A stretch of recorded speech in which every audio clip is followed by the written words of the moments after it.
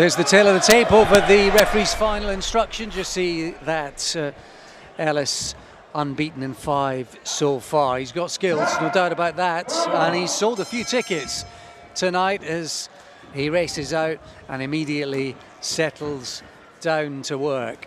Looking forward to seeing what he can do tonight, Barry. Ellis looking for his first stoppage, and well, Jackson has gone 40 odd hearing the final bell. He might not be looking for his first stoppage tonight, but what he's looking for is another clean performance. I think he's a nice boxer, lovely to watch. He's tall for the weight, long arms, and he uses it really well. You've seen him come out straight away. Nice long southpaw jab. Just to set the tone. And it is. And it's working. And at these lighter weights, George, you know, he's super fly stroke fly, suggesting he could get down to fly. You can be knocking on for English stroke British titles after sort of 8, 9, 10 fights. Yeah, no, you really can. You can move really quickly. You know, it doesn't have the, you know, there's not a depth of fighters that you get in the bigger divisions. But these fights are key for that, you know, point of these lighter weights, because you do need to learn quickly on the job. And the fact you haven't got a lot of stoppage wins on your record don't mean that you won't be punching hard and you get to that championship level over 12 rounds with guys who are coming and maybe letting their hands go a little bit more. So it's a great period of your career to try and learn and practice everything you've been working on in the gym and try and get it off in a real fight when it really matters. Really positive start from Ellis here in the first round. Out of the southpaw stance, he's tried to establish his jab. He's found distance well. With Jackson being elusive. But, yeah, really good start from the prospect. And this is kind of an emblem of his career, Barry. He talks sensibly. He boxes with kind of control and discipline as well. Yeah, well, you can see the discipline because, you know, he's trying to be aggressive. He's not, again, we don't know if he's a puncher or not. Yeah, he's only had a few fights really. And for this division, no one's a real massive puncher. But he's putting the pressure on, but he's still maintaining that distance. So he's always, you're always on the end of his jab, but he's not on the end of yours. You know, he always got enough free because he uses that reach to his advantage. But he's always trying to put you under pressure with that front foot, push you back with it, but maintain that length, so you can never get caught for any fire that comes back. And I think that's good. That's controlled aggression. Yeah, and these are the periods where you're learning on the job. You know, you've newbie pro. When fighters come together, how do you get your head in a safe position? Make sure your heads don't clash. Make sure you don't get caught on the way out. You don't pull out high. All the things that you might get away when you're an amateur boxer, but in the pros, you know, you don't. So, but so far, yeah, so good. Great start. Yeah, good little combination there, wasn't it, from Ellis there on the ropes. Again, we just turn a little bit more. And again, I'm talking about power when I couldn't punch, but I mean, just turn a little bit more from the hips when he throws that left hand from the southpaw stance. Get it, push off the back leg. It's not maybe not a knockout punch. There you go. There. A bit more weight in the shot though. That commands the respect of your opponent. The end of the first round. That was a good start, wasn't it, from Ellis? He's pretty much winning every round of his career so far, and there's another one in the bank. And what was interesting there, George, was how sharp the reflexes were with that sort of quick counter sequence at the end of the round. Here we go then, moving into round 2 of a scheduled 4. He's already had a couple of 6-rounders actually, Ellis. He said he wanted to have 6-round action and then hopefully be moving on towards titles. The English champion is Brandon Duard, who's 10-0. That's at Superfly. British champion Marcel Braithwaite fought the likes of Sonny Edwards, and down at Fly it's Conor Colsall, who's defended his English title on one occasion. He's 9-0, so gives you an indication of the kind of English champions are only a few fights on from where Ellis is at the moment. I suppose the thing about that, Barry, is that how much experience you fit into a short space of time, and whether you're quite ready for that next little leap, or big leap as the case may be. It is a big, but it's, you know, isn't it a leap we should all take at some point? You know, I mean, take it a little bit earlier, but you have to, don't you? Unfortunately, and it's also a good thing. You know, you're not banging them on for 20 fights. You know, having all that wear and tear. You're getting in and out relatively early. I think he's good to watch. I like him. Busy, constantly busy. Technically really good. Oh, just copped a right hand there, but everything's behind the jab, isn't it? Yeah, I think it's all, you know, and when you're an aggressive fighter, you're going to take punches, it's inevitable.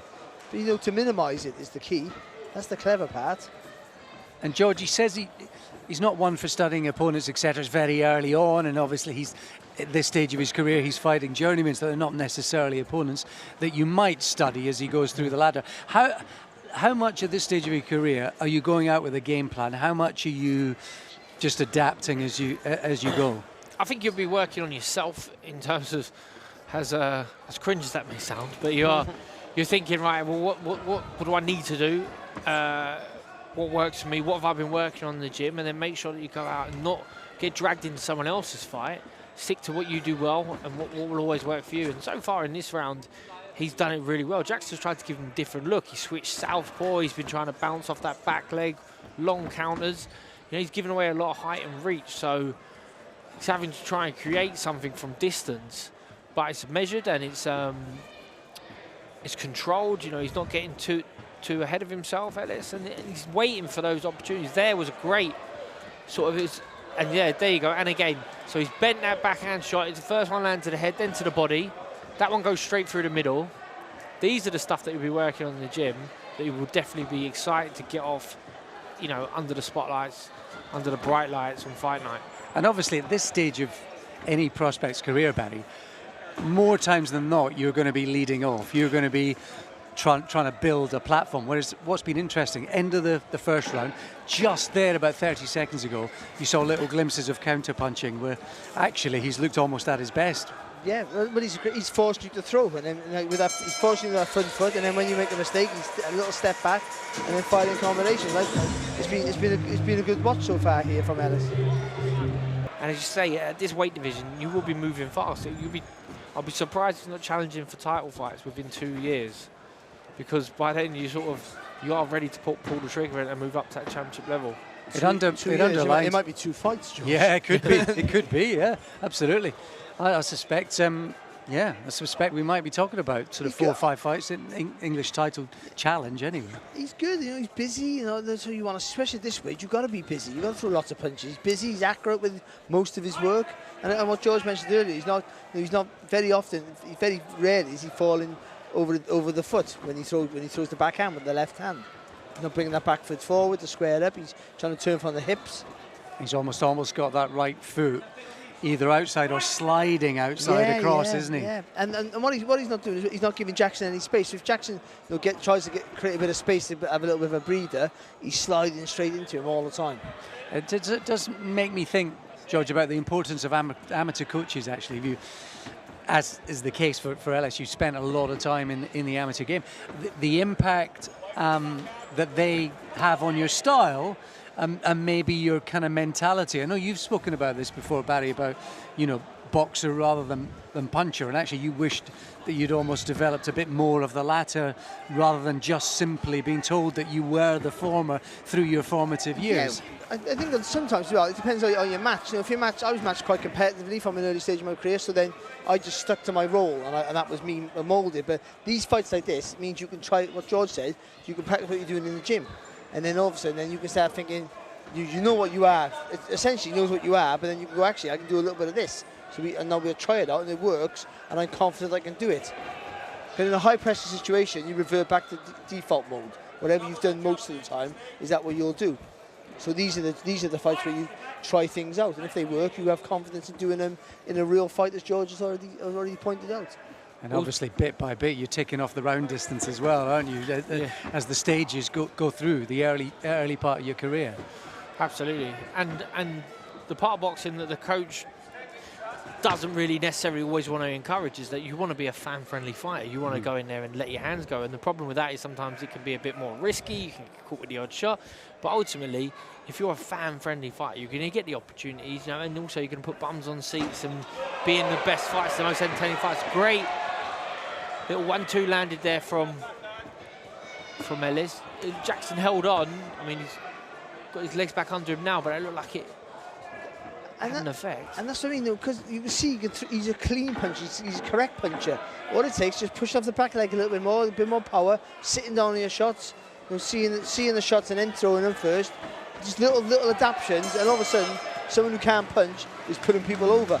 Well, that was a beautiful little sequence at the end there, wasn't it? The 1-2 that George picked up on, and then that little spin off at the end once he'd got his shots off. He's an absolute ringer for Dennis McCann, isn't he? He is, yeah, but not quite as explosive. But yeah, he's a and maybe a taller version, even though Dennis is a few weights heavier. Here we go then, into round 4 of this one, scheduled 4-4, and I think also he's been building round by round, getting a bit better round by round, and again, over this kind of distance, you can see in our previous fight how quickly things can unravel. He's actually building blocks as the fight goes on, George. Yeah, Jackson in this round as well, he's trying to hold his feet a little bit more, he's trying to press Ellis, but it's actually working well for Ellis because he's now able to not needing to step in so far as he did there. Jackson's sort of in front of him a bit more where he can pick the neat and tidy, smart shots, find the openings between the gloves. He's done some good uppercuts here as well, Ellis. He landed one a few rounds ago, and he's landed a really good one in this round. Just don't think he could use it a little bit more now. I don't know if that was the heads or whether that... Was he using the glove? I think he's pushing it with the inside of the glove, I think. The referee was onto it either way. In the final couple of minutes to go. He's 22, Ellis. He's only a baby in boxing terms, but already half of his young life has been in and around gyms and boxing since the age of 11. Represented the Repton, represented England, won national titles. He's been doing this a while, even though he's just starting out in the pro ranks.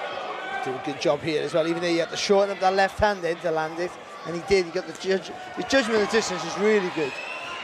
And that is obviously, whether preordained or in between rounds, that uppercut, something they're looking for. Yeah, George.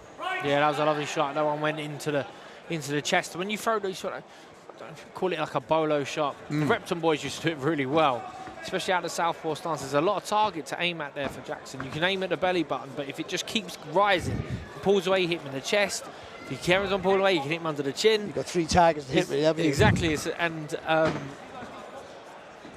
a bludgeoning shot. It's a lovely shot.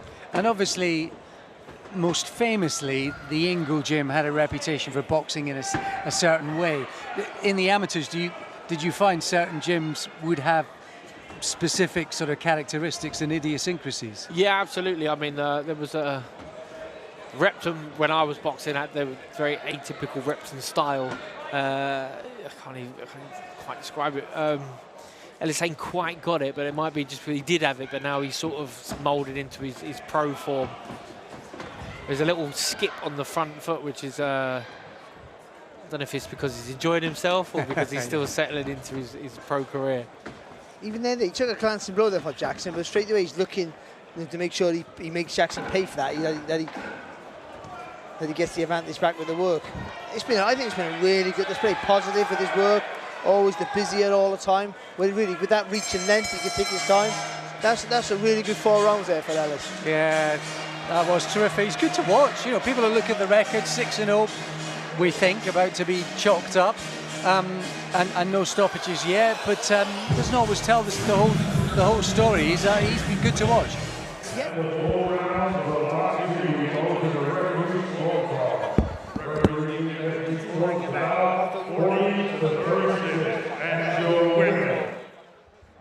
Georgie Ellis. What was the plan going in there tonight? He's a tricky opponent to deal with. A few times he had to be warned, but what was the plan? Originally the plan was making this. I know he likes his lead hand hook, but he was hesitant to throw it. So I was sort of having to try and make him throw to then engage myself. But a lot of time I was trying to force the feint and he wouldn't throw.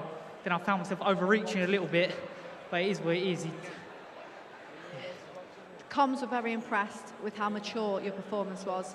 Obviously 6-0, still early stages, but do you feel like you can move through the pro ranks quickly?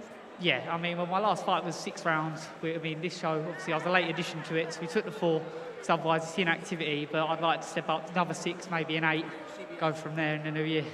And what was it like finally being on a top tier show? Oh, it's great setup, isn't it? Like, you know you're at the bollocks of a show when you're here. It's proper. When are we next going to see you out? What is the plan? Not too sure, to be honest. I'll speak to the management, Simon Legg, after this. We'll have a look at the new year from there. Well Brilliant performance, well done. Thank you very much. Cheers.